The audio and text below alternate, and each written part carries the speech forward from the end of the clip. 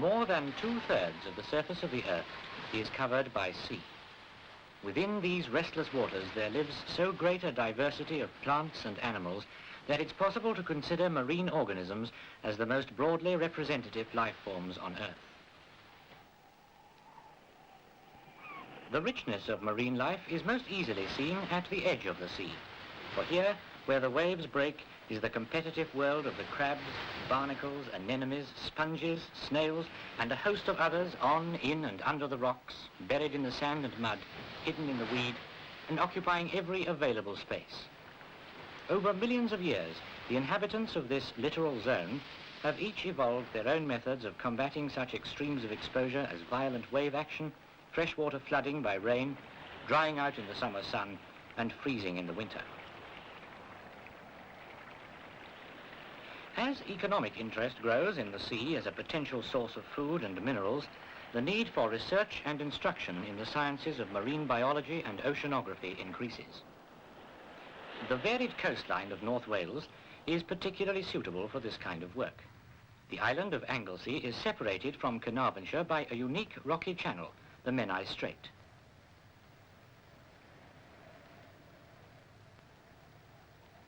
The tidal rhythm of the Irish Sea causes an alternate raising and lowering of the sea level at each end of the strait. The resulting vigorous two-way exchange of water between the strait and the sea allows a very rich and varied fauna to thrive in this narrow passage. The waters are spanned by Telford's famous suspension bridge. It is in the town of Menai Bridge itself, on the Anglesey shore, that the University Marine Science Laboratories are situated.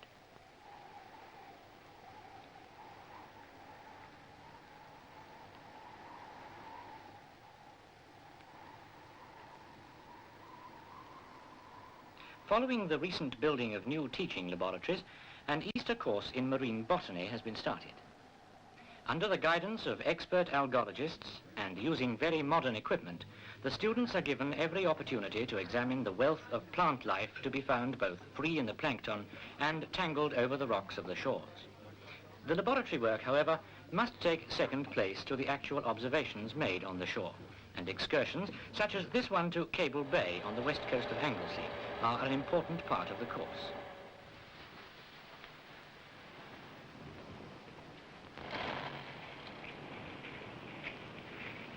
Cable Bay is particularly suitable for the observation of algal zonation, that is, the distribution of seaweeds on the shore in relation to the effects of tide, wind, and wave action. The technical upper limit of a shore is the extreme high water mark of a spring tide. Above this mark is the splash zone, populated by lichens and small periwinkles. The width of the splash zone depends on the degree of exposure. Once below the splash zone, collecting begins, and the students can check their identification of specimens with the opinion of the instructor.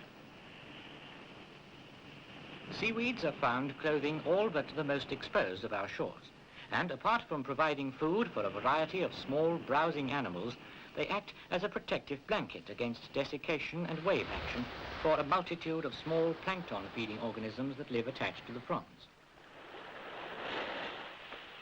By careful collection of specimens together with records of their location on the shore, the students build up a composite picture of intertidal growth from the lowest levels of the shore, the province of the kelps, Laminaria digitata, and its related species, the Laminaria saccharina, up to the splash zone, and including the numerous intertidal pools. The field of marine botany is itself very wide and varied, and yet it is only a fragment of the story of marine biology. It is to marine zoology that we now turn. The university town of Bangor lies 2 miles along the Menai Strait from Menai Bridge. During the Easter vacation, the Department of Zoology, in cooperation with the Marine Science Laboratories, holds an annual field course in marine zoology. This course was started 30 years ago by Professor F.W. Rogers Bramble, and as a result, a great deal of information has been obtained about the fauna of the district. Once again, the emphasis is on shore observation and the collection of specimens for later laboratory work. One of the places visited during the course is Porth Yscadden on the Llane Peninsula. This particular shore is an exposed rocky shelf facing Carnarvon Bay. Bleak and isolated, it's a popular place for bird watching. The edge of the shelf is exposed only at very low tides and is covered with kelp fronds. Working on this slippery ledge can be a tricky operation unless a sharp eye is kept on the occasional unexpected wave.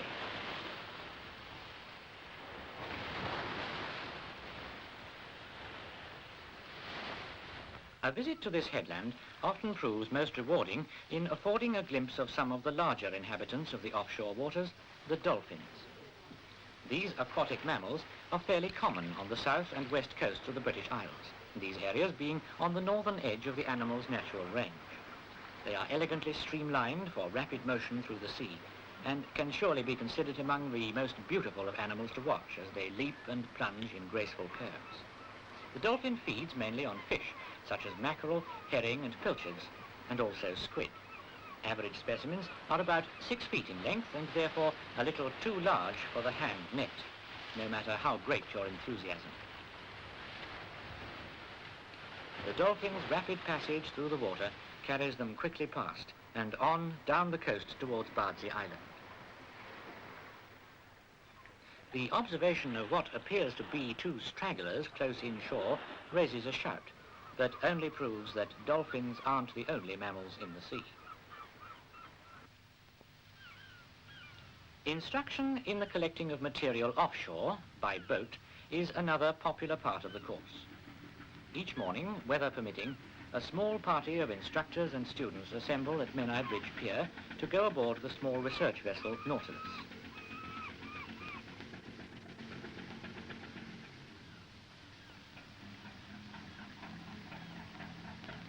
The whole day is spent at sea, so packed lunches and warm clothes are the order of the day, together with at least one girl who knows how to brew a good cup of tea.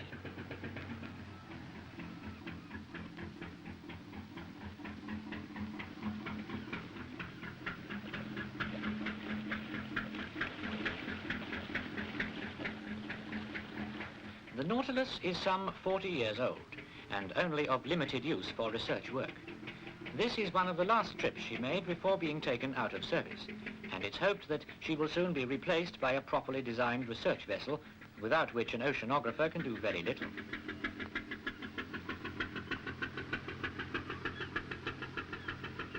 Once underway, the Nautilus heads northeast towards Puffin Island, nosing her way out of the strait past Bangor and Beaumaris. There's little to do at this stage other than sitting back and enjoying the ride, which is exactly what everyone does.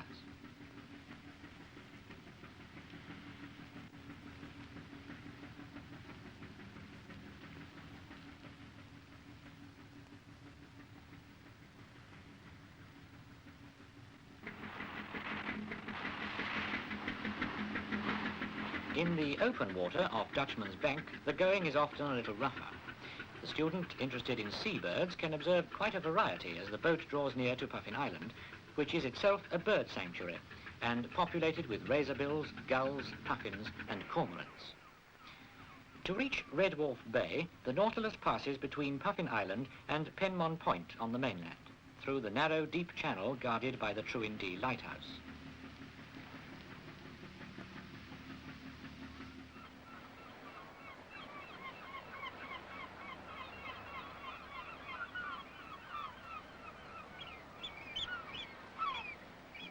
A morning sea mist envelops the boat as she enters the bay, and after some discussion, the instructors decide to proceed slowly and at the same time to make a plankton haul. A sound knowledge of the millions of microscopic plants and animals that are to be found drifting freely in the sea is of great practical importance to the professional marine worker. Using a special fine mesh conical net, samples of this plankton can be filtered from a large volume of seawater.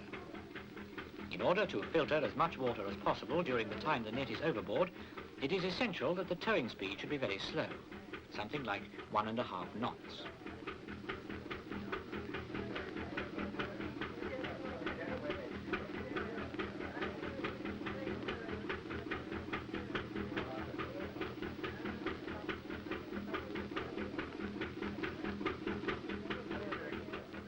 Quite a large sample can usually be obtained by towing for about 10 minutes.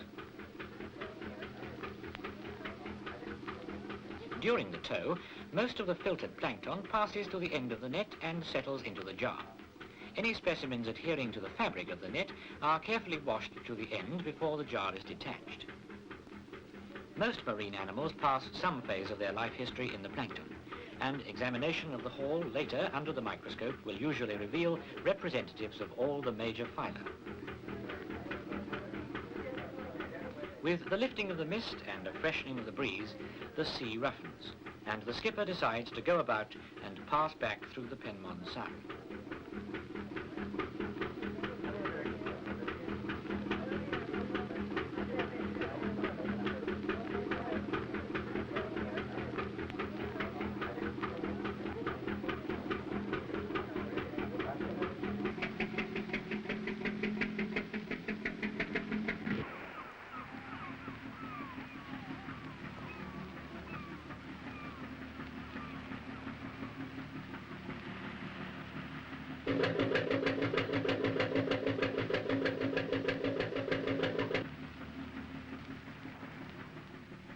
On reaching the east side of Puffin Island, the party sets about the next assignment, which is to catch some of the animals to be found on the sea bed.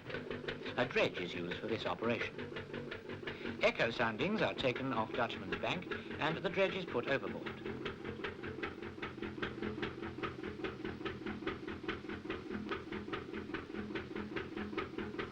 The dredge is pulled slowly over the seabed for about 15 minutes. A considerable amount of heavy material is picked up by a dredge, so it's an advantage to have the assistance of a winch when it comes to the work of hauling in.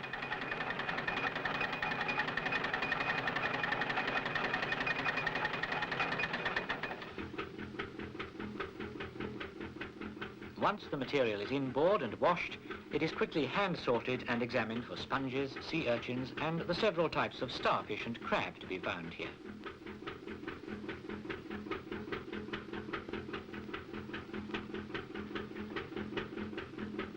By late afternoon, a good selection of specimens has accumulated, and the Nautilus turns for home. By the time the Nautilus arrives back at Menai Bridge, it's low tide, and the evening shore collecting party has assembled at Kai Koch on the opposite shore of the strait. The Nautilus passes them close inshore as she turns to approach the pier.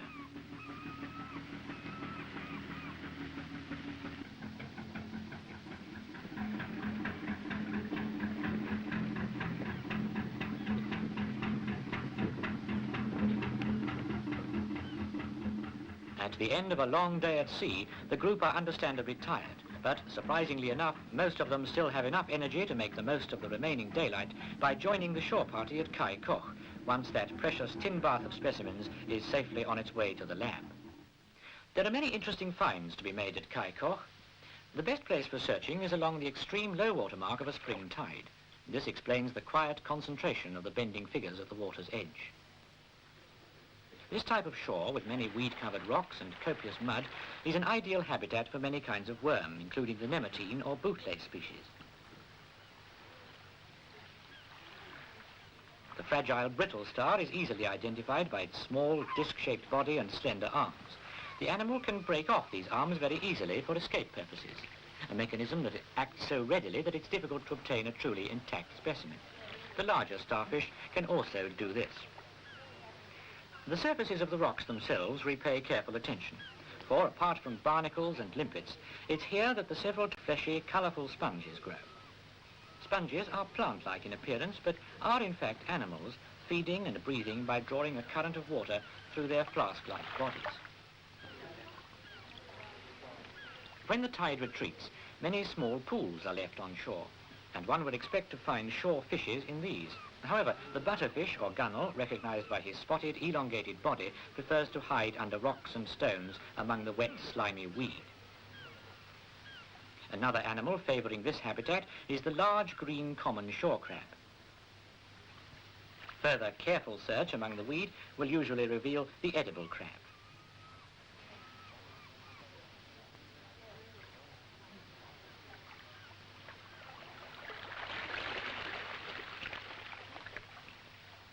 The long-spined sea scorpion is another shore-dwelling fish, and when disturbed it can puff itself up, raising the gill covers, possibly preventing its being swallowed by enemies.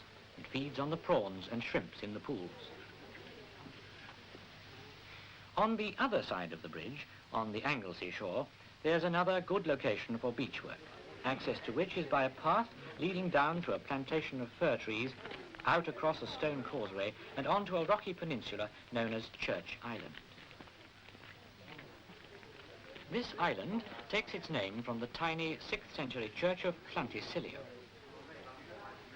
At low tide, the numerous smaller rocky outcrops and the gullies between them can be reached from the main island.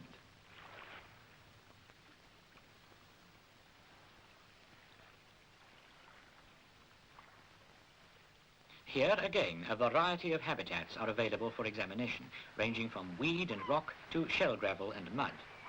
This 9-foot bootlace worm is an impressive find. Casts on the surface of the mud indicate the presence of the lugworm Aranicola, which lives in a U-shaped burrow, the feeding and excreting ends of which are clearly visible. The rocks have their usual encrusting fauna of sponges, sea mats and mollusks, but there are also numerous small mud-covered porcelain crabs with their enormous broad claws. The hazards of collecting are relatively few, but it is important to keep a wary eye on the tides, particularly where rapidly filling gullies can soon cut one off from the mainland.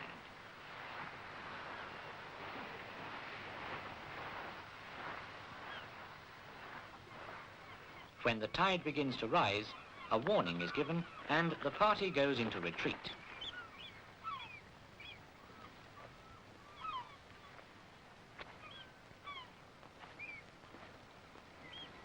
Now that the field observations and collections have been made, the next task is to identify and examine one's own collection in the lab, and also to have a look at some of the creatures that others have obtained.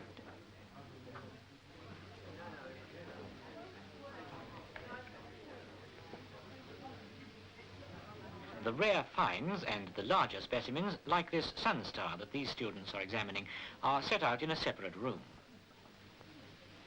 At the laboratory bench, there's plenty of skilled assistance available when it comes to deciding on an academic question of identification. Also, most animals have parasites, and these too must be found and named.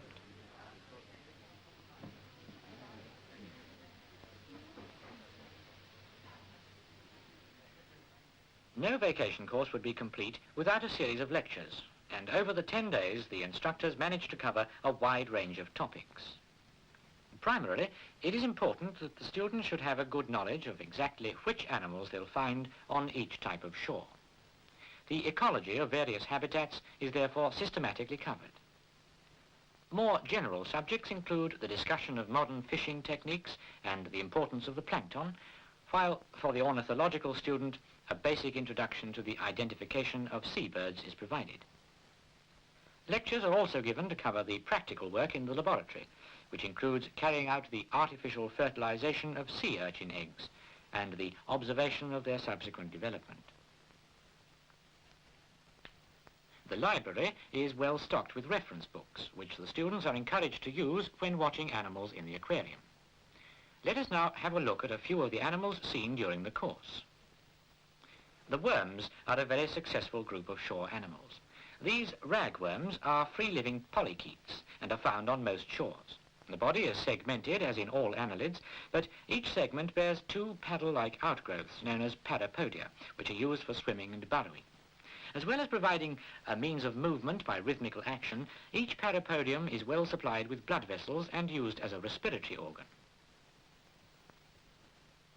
The mouth is unarmed, but the pharynx can be everted and bears a pair of powerful jaws so that a large specimen can give a nasty bite.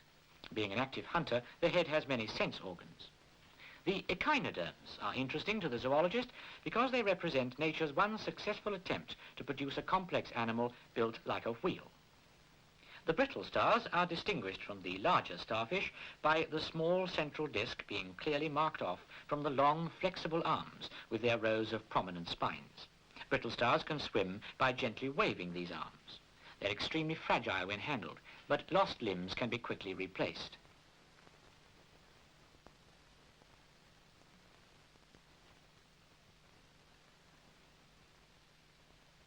The sea urchins are built on the same wheel-like echinoderm plan.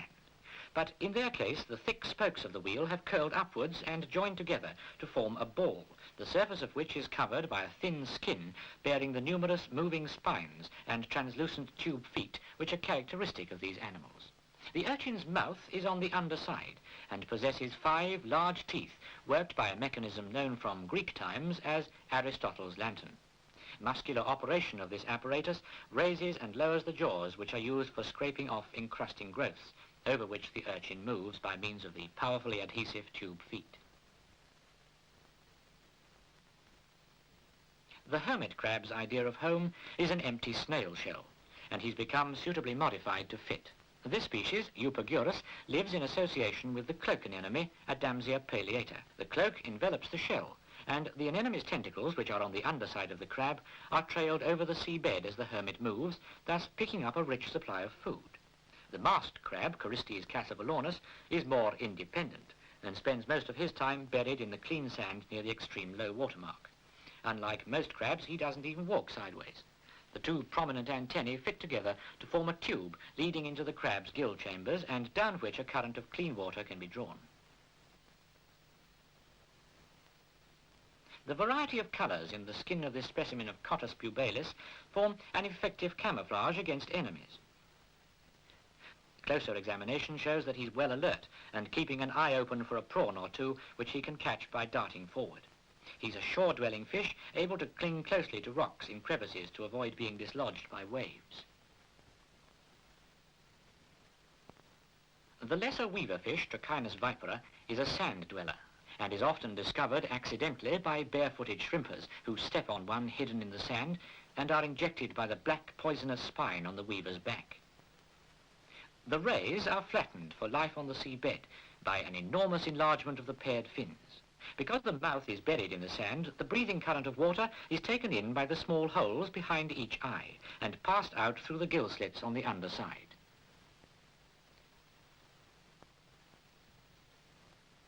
The mollusks are an extremely successful group of animals.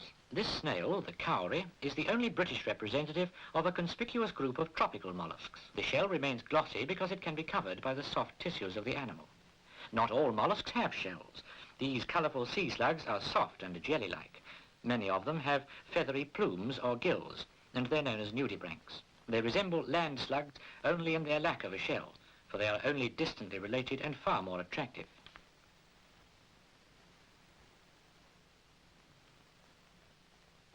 Great care is needed to find these delicate animals.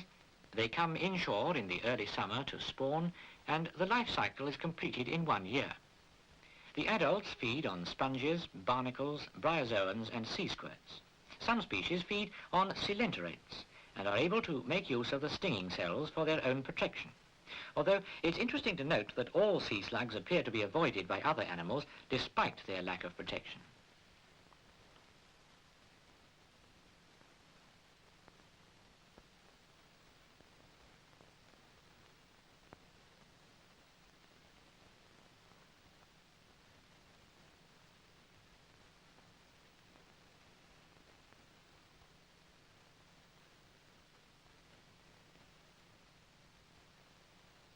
The spring is the time for spawning for many animals, and search beneath rocks will reveal such finds as these yellow flask-shaped egg capsules of the dog-whelk, and at extreme low tide, the lumpsucker, one of the most remarkable shore-dwelling fish.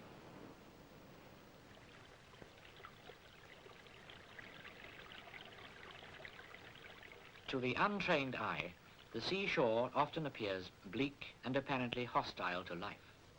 But careful research and observation by marine scientists and naturalists has shown that in the course of evolution, the many different populations that inhabit the shore have become highly specialized to deal with the changing conditions they encounter. Far from being a hostile environment, we can see that the shore is one of the richest in animals and plants. In comparison with the bulk of the land masses and the surrounding oceans, this narrow region between the tides holds a diversity of form and colour quite out of proportion with its size.